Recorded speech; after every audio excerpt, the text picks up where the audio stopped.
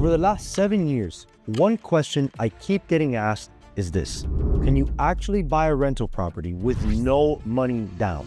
And more importantly, how can you do that in 2026? Turns out there is. And this doesn't only work if you've already got a portfolio and a great credit or a W-2 that makes you look perfect on paper. Now, I've closed over 400 loans and more than $100 million in financing as a mortgage broker.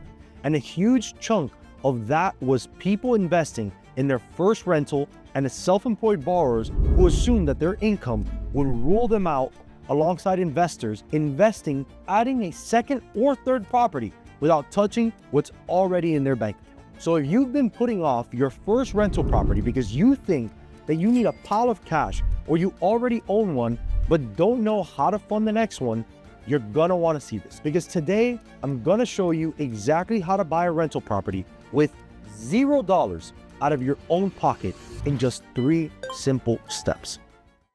Now, before I get into these 3 steps, there's one thing that you need to understand, because I feel like everybody thinks that 20% down is a rule. It's not something written into any law, and nobody in real estate agreed on it. It's just the number one kind of lender default to when it's protecting itself. See, a bank usually isn't lending you its own money. It is holding money that belongs to depositors or packaging your loan to sell off to investors. So by law and by habit, it keeps its own risk as close to zero as it can, which means that it only offers a narrow set of loan programs that fit its comfort level. And if your situation doesn't fit what it already offers, it either says no or prices you like you're the problem. But that no doesn't mean that you're not qualified. It just means that you didn't fit what one bank happens to carry. So when somebody tells you that you need 20% down to buy a rental property, what they're telling you is that one lender is comfortable doing that. They're not telling you what is possible, which is exactly why the first step has nothing to do with saving more money. It's about figuring out whose money gets you in the door. All right, so step 1, and it's about the down payment itself. Now, which property you end up buying, whether that's a place that you house hack or just your first straight purchase. The down payment is the actual lever. Most people assume that that number has to be cash that they personally saved up, but it really doesn't. And to help you better understand that, let's say you find a $600,000 property. A conventional loan wants 20% down on that, which is $120,000. But FHA only asks for 3.5%, so $21,000 instead, which is pretty good. But even $21,000 is a lot of money sitting in your account. Now, there are 3 things that make that number disappear, and gift funds is the easiest one to start with. So an FHA loan lets a family member gift you the entire down payment. So you just need a simple letter confirming that it's a gift and not a loan that you're secretly expected to pay back. And lenders see this constantly. It is essentially one of the most normal parts of an FHA loan file. The second one is down payment assistance, and it's the one that almost nobody checks for. See, both Florida and Texas run state-backed programs built specifically for first-time home buyers. Some structure the help as an outright grant, while others structure it as a second loan at 0% that gets forgiven the longer you stay in the property. And most people watching this video have never even checked whether they qualify, because they assume that programs like this one were only for people buying with way less money than they have. And then the third is seller credits. The seller can agree at closing to hand over cash towards your closing costs. And depending on that loan, they can apply towards the down payment itself, not just closing costs. The seller can agree at closing to hand over cash towards your costs. And depending on the loan, that can apply towards the down payment itself, not just the closing costs. And with more inventory sitting on the market right now than in recent years, more sellers are open to this than people expect, especially on a place that's been sitting around for a while. Now, you might be thinking that no seller's just gonna hand me money out of nowhere, but they're not doing it out of kindness. They're doing it because a deal that closes now is worth more to them than one more week on the market waiting for a better offer that may not come. And if you stack any one of those 3 against the 21,000, that number standing between you and owning your first rental gets a lot closer to nothing. Let's say that a family member gives you $11,000 of it, and the seller kicks in the other $10,000 at closing. That's a whole 21 grand gone, and none of it ever came from your account. Now, I'll be honest, an FHA isn't free. It comes with a mortgage insurance built into the payment for the life of the loan in most cases. But that's the honest trade, a small ongoing cost in exchange for getting in with almost nothing down. And for a first rental, that trade is usually worth it. So that's step one, your first place, in with almost nothing down and tenants covering most of what's left. All right, so that's step one, in with almost nothing down. Now, step two is a different property altogether. The one that you're never going to live in, the one that you're buying purely as an investment. And most people assume that means bigger reserve, fatter bank statement, because there's no owner-occupied loan to lean on this time. Look, that's just not true. There's a type of lender who doesn't care about your bank statement at all because they're not betting on you. They're betting on the deal. It's called a hard money loan, and it's built specifically to fund the property that needs work based on what it'll be worth once it's fixed, not what it's worth today, and not what you personally bring to the table. And the way that works is pretty simple. Once you understand, essentially you find a place that's beat up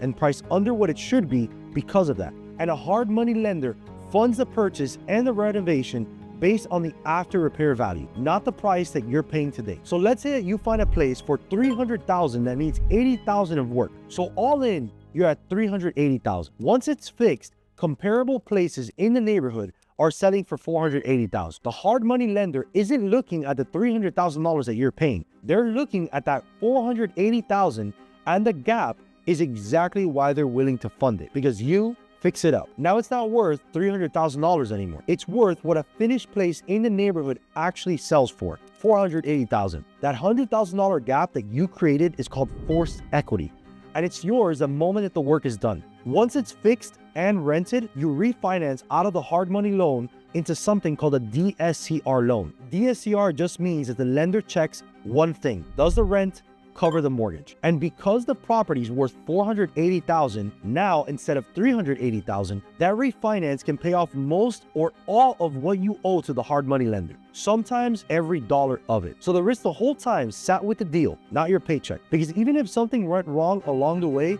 the lender's still holding a property worth more than what's owed on it. Now, I've done the front half of this myself. I picked up a distressed property outright with 4 years of unpaid taxes, code violations, and liens. Basically the place that most buyers walk straight past. I paid about $256,000 for it, and it was worth closer to $450 to $500,000. I paid that one in cash, but a hard money loan could have funded the exact same purchase. The math works the same either way. Now, you might be thinking, why would a lender bet on a property that still needs work instead of something safe and finished? The truth is, that's exactly the bet that they're built for, and it's priced right into the deal. Hard money isn't cheap. The rate runs higher and the term is short, usually 6 to 12 months. That's the price for speed and a lender willing to bet on a property that banks won't touch yet.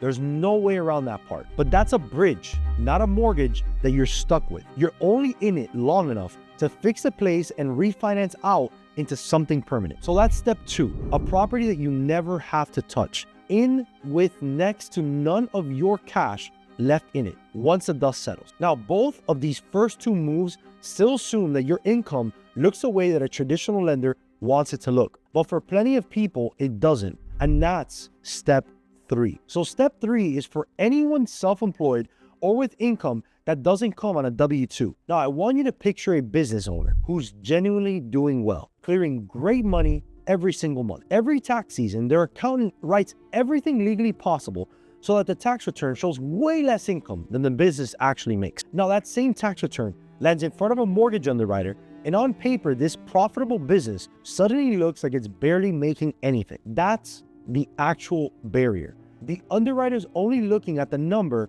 the write-offs left behind, and there's a loan built around that exact same problem. It's called a bank statement loan, or for some files, a P&L loan, where a CPA certifies the income instead. Either way, the lender's looking at what moves through your accounts or what your business generally nets. I closed one of these for an e-commerce owner a while back.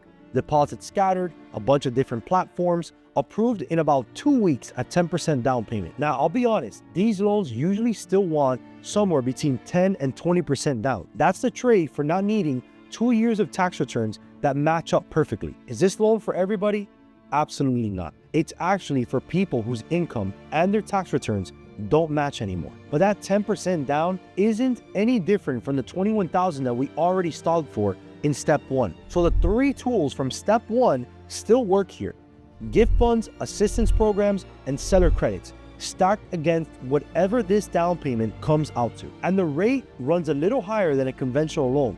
That's the other honest trade-off. But for someone who's been told no everywhere else, it's usually an easy one. So that's step 3, or a bank statement or a P&L loan that gets you in even when your tax return doesn't help you. So now you know 3 real ways to buy a rental property with none of your own money sitting in the deal. The one that you live in, the one that you don't, and the one that works even when your income doesn't look perfect. But getting the money together doesn't mean that you're actually getting approved. A no from one bank was never proof that something was wrong with you.